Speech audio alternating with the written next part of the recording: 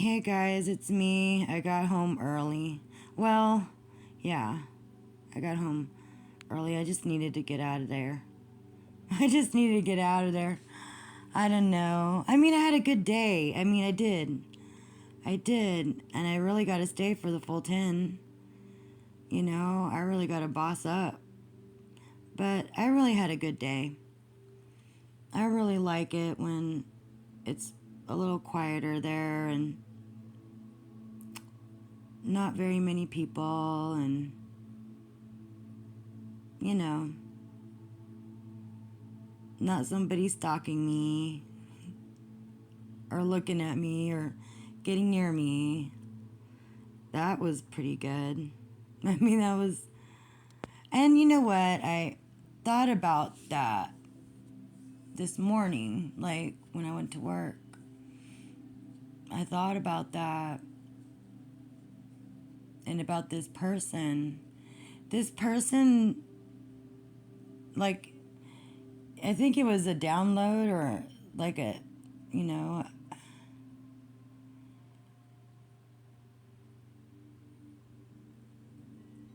this person likes to see me hurt. Okay? He likes to see me low, low, low, low, low. Very low about myself, you know, all these things. He wants me to feel very hurt and low, you know, put me in the ground or, I mean, not like death, but hey, who knows? Maybe that could be something too, but no. But the reason why this person does, because he thinks that I'm the kind of woman to look for him for help. You know, if that makes any sense, because that's what my initial feeling is about this person, where like the dark part of this person. And this is with cluster Bs, okay? These kinds of people. You know, because they think they're God. They think that, oh, great, she's coming to me at her lowest, because I wanted her to be low, like in the ground, like low. Now I could be her savior, like that. That's exactly what I got, like intuitively this morning, like, because sometimes God does talk. He talks to us, and like the angels, they guide us. We are guided, you know. And I was thinking about that, and I'm like, shit. Because this person has done it to every woman. I'm not that kind of woman. And that's what's throwing this person off. But I'm telling you, for someone to stalk someone, for somebody to periodically check up on someone, whether you know that or not, you know, it's stalking. And to negatively speak ill on someone, like basically lying on somebody that wasn't like that to begin with at all, because those negative things are probably what they're doing. You know, check out the narc community. That's, you know, I mean, that's pretty much how it goes there. But there's another feeling that I get from this person. The feeling about me is that there is something that's so different because I'm not like every one of them stupid ass hoes. Okay? That something is very different. He knows this. Like I always said, like most people know exactly what you're capable of just by being around you or the first sight of you. They know before you actually know yourself. What is so precious that you've got to, just like an adult that has to keep track of their child. The stalker is doing that. The stalker is doing that because there is something in that person they need to know. They need to know what your routine is. They need to know where you've been. They need to know where you're going, who you were with, blah, blah, blah, blah, blah. They got to know. Like I said, I'm not married to this person.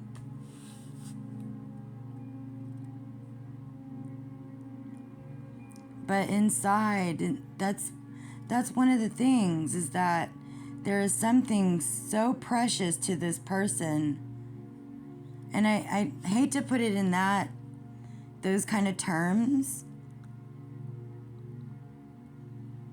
But I don't know how to explain it. I mean, this is a download from this morning, like what I got, this feeling, this insight, this, I don't know, intuitive hit, whatever the fuck, whatever, it's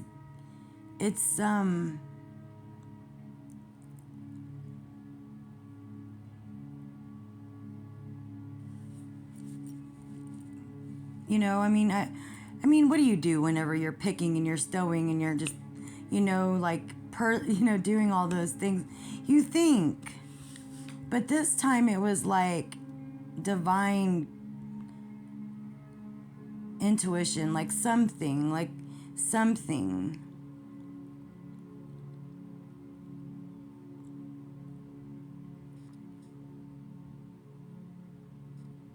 Like all the things, I think I even said that in a text message. The one that you lied to, the one that you hurt, is the one that you care about. This person, the way that they view love is on a different type of scale. It's not what you would think.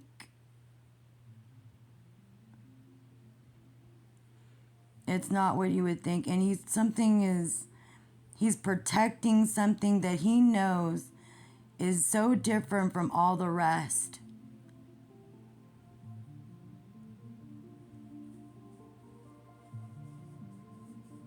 And that's when it becomes very dangerous.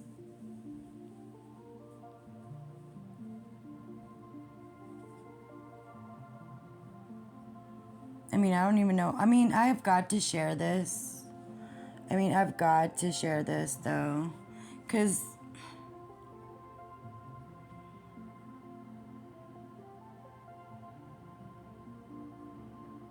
this person has to heal something.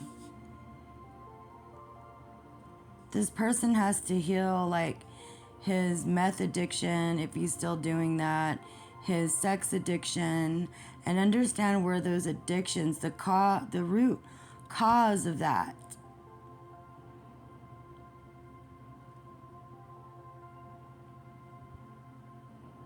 And I also figured it out, though. Now that I can't think of it, like, oh, yes, I did figure it out. Okay, like in that kind of relationship, the reason why I kept breaking away is because I wasn't going to stand for the abuse. This person knows that I've been through some stuff, that I can handle the abuse. Most women, you have to understand this kind of like weird fucking, when you get into an entanglement like this, that they choose their partners, the ones that can endure the most abuse and still get the supply, that sweet supply. Because when that for me is when you don't put your boundaries up, when you keep forgiving for every little fucking thing they need to be put in their place. These kinds of people.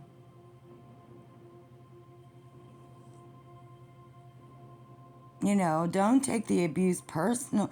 I mean, take the abuse as the big fucking red flag and get the fuck out. But this person knows that I've endured a lot of abuse, and he's probably thinking, how does she look like that enduring all that abuse? Well, I'll tell you. When I was little, my parents loved me too much. They just did. I just remember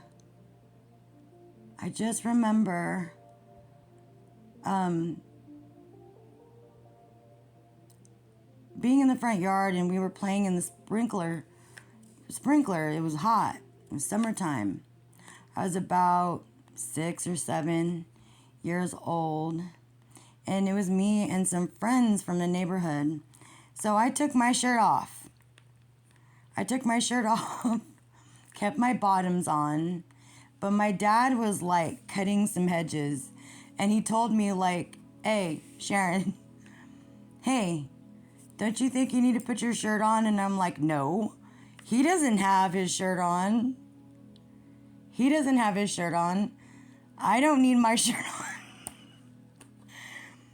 So my dad didn't say anything, and my mom came out, and my mom and dad were talking, and then my mom got the camera, and my mom was taking pictures. They were observing my innocence.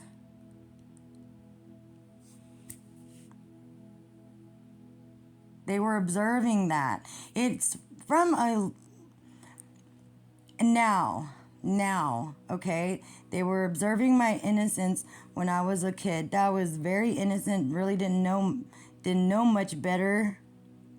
But I wasn't sexually abused when I was a kid, like these people.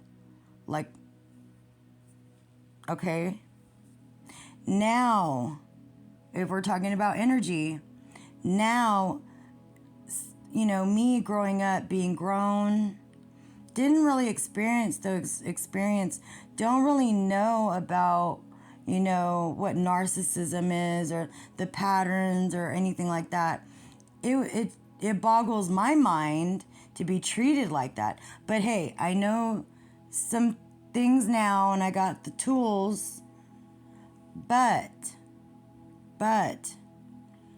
when you're entangled in these situations with these people, they in turn put you through that abuse. That's what came to me this morning. That's what came to me this morning. They in turn put you through that abuse, or, you know, in a state of duress, you know? I get it now. They take the good, like the supply from you, and they replace it with the bad supply that they got. And if you don't have the boundaries, you don't have the tools to know, then you're there to endure all of it. And it gets worse and worse and worse and worse as they get older, because they aren't going to fucking heal. They're not going to heal that. They're not even going to find the root cause of it. Because this is what I know too. There's always that little tiny monster that's in there. And I hate to call it a monster, but it's almost like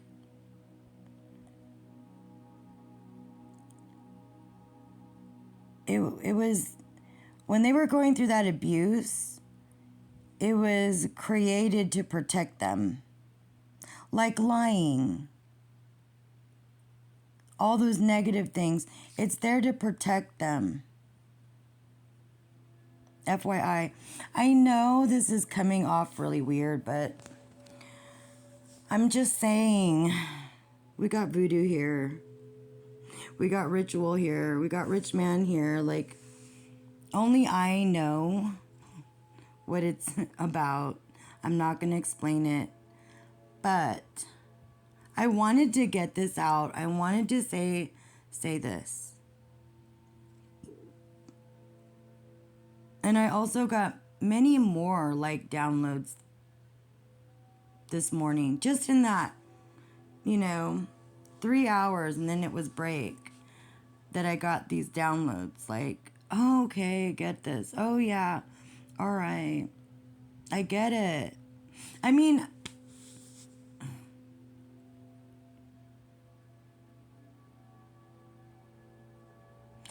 I have to like explain it and use my background, how I grew up. Okay? Because I know my friend G, like, we were driving to that facility, and she's never met my parents. She's never really known how I grew up. But she was saying, she didn't have a good childhood, and she explained her childhood, and she was like, not how you grew up. Not how you grew up. I didn't have a childhood like that. So she was already comparing, like I never told her. But those kinds of people, when they've been through severe abuse, they know. They know. They know who the people they need to prey on. But at the end of the day, I think you have to forgive it and just move on.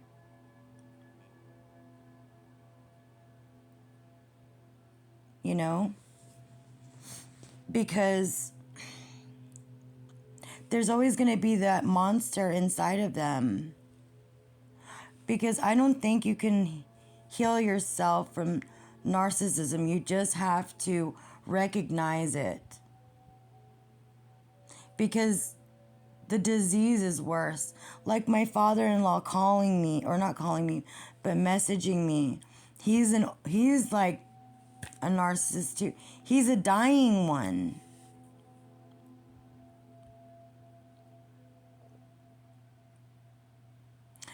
All right, guys, that's it. I gotta make dinner, but that's it.